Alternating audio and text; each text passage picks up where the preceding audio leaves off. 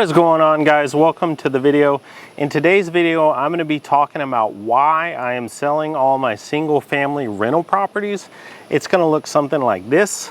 I sold this house, I sold this house, I sold that house, sold that house, I sold that house, and I sold that house. It's going to be a lot of fun. Stick around to the end of the video. So the Federal Reserve has been printing money like crazy. They printed more money during the pandemic than I think they did like in the last 20 years. Everybody's talking about inflation. They're talking about runaway inflation. They're terrified. So if all this is happening and people are rushing into real estate, why would I be selling my single family rental properties? I think that actually gets me to the first point of why I'm doing this. A lot of these rental properties, I've been in them for a long time, and I'm gonna lock in some gains here. Some of these I'm up over 100% on them, plus I've been able to rent them over time. And because I don't have any mortgages on these rental properties, the rent money was just free cash flow. So I've done really well on these investments, and it's time for me to lock in some gains. Nobody's ever gone broke from locking in gains, right?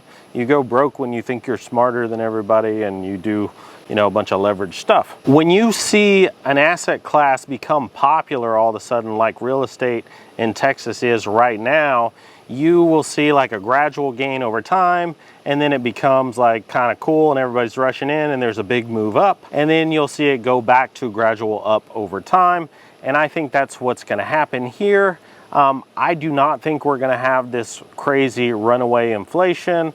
I think that it will actually see a little easing in some of the prices, like nothing big. I think like the prices that they're at now are like fair to the market.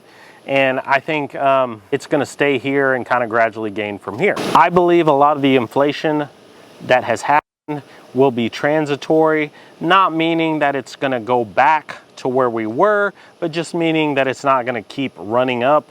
A lot of the inflation you're seeing in home prices is because supply demand during the pandemic got out of whack. They shut down a bunch of mills. They weren't producing lumber. They weren't producing all these different parts. And so now that people are going back to building, it's harder to get this stuff. Supply and demand is out of balance. As they start making more supply, the demand will ease. Once they get everything running 100% like it was before, it's going to be the competition of a house for sale today is going to be how much does it cost to build a new house. And I think as those prices ease off a little bit, it's just going to level off, right? So I was in there before. I made some gradual gains. There was a big move up. I caught that gain, and now I'm getting out because I think I can put my money into something else and do a little bit better. Okay, so that actually brings me to the second reason that I'm exiting my single family rental properties. I have said so far that I'm exiting single family rentals, but I didn't say all rentals. That is because this is just like the game Monopoly. You have 4 green houses, red hotel, or whatever, however that goes. When I first started investing into rental properties, I would buy single family homes because they were cheaper. It was easier to buy one for me. As I have become more mature in my investments, I've learned that commercial real estate is a much better vehicle. And the reason why is the triple net. So if you've never dealt with triple net, what that means is I charge you rent, like say I'm going to charge you $100 a month to rent a warehouse from me. And then I'm going to charge you triple net on top of that. And what the triple net is your taxes and insurance and operations cost. And what that does is it mitigates some of the risk to your margin. If you have a single family home and your costs go up, but you're locked into a rental agreement, there's really nothing you can do.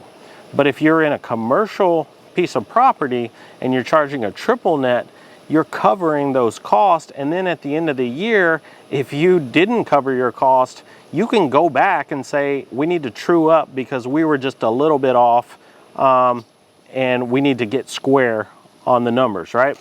So it mitigates some of that risk. The other thing is the tenant.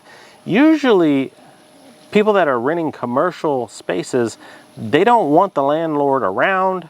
They'll do a lot of the maintenance on their own. They just want to be left alone. They pay their rent, they want to be left alone. And if they have a good business and they're not like a high risk person that's not going to pay the rent or something like that, then a lot of times they'll stay in a property for a long time and you never hear a peep out of them unless there's something catastrophic, like, you know, the HVAC system goes out and needs to be replaced or something like that.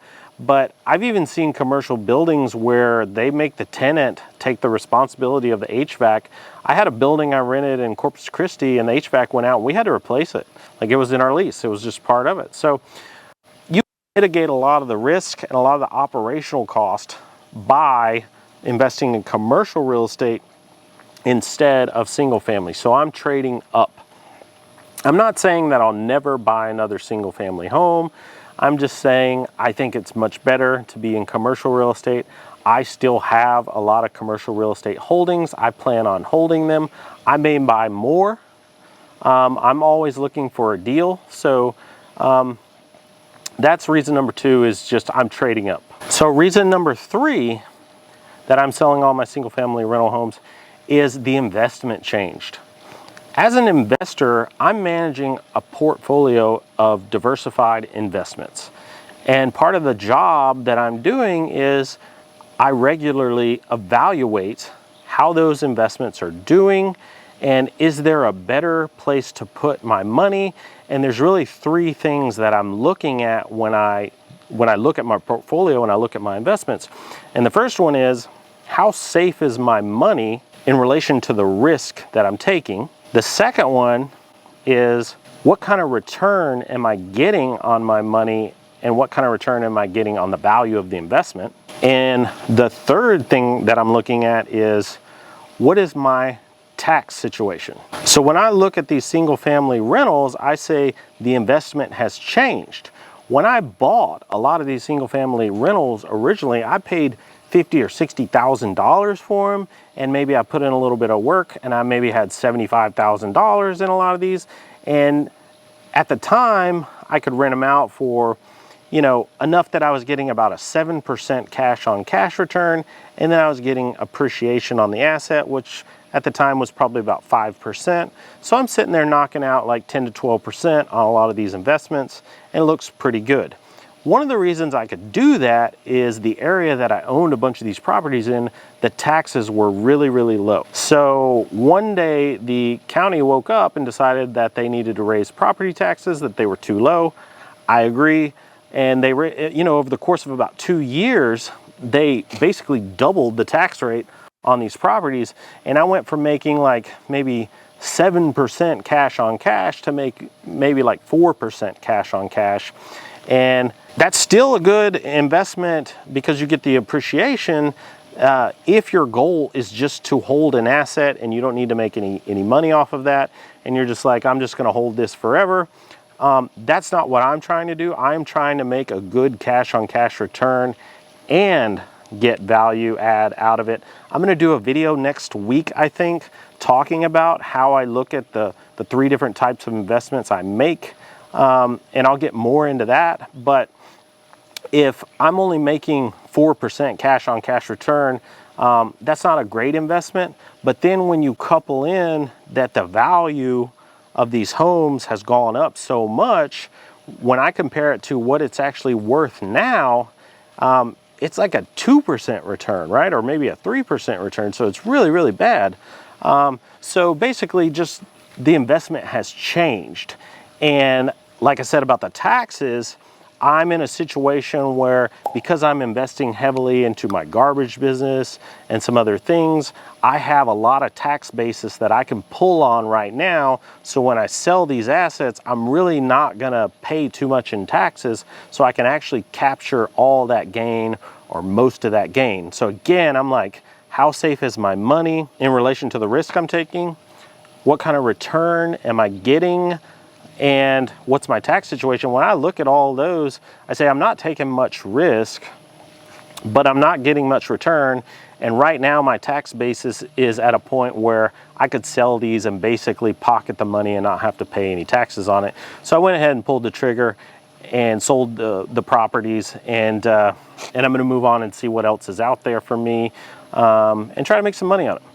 If you find value in these videos, please like the video and subscribe to the channel, share it with a friend, drop a comment below, and I will see you next week.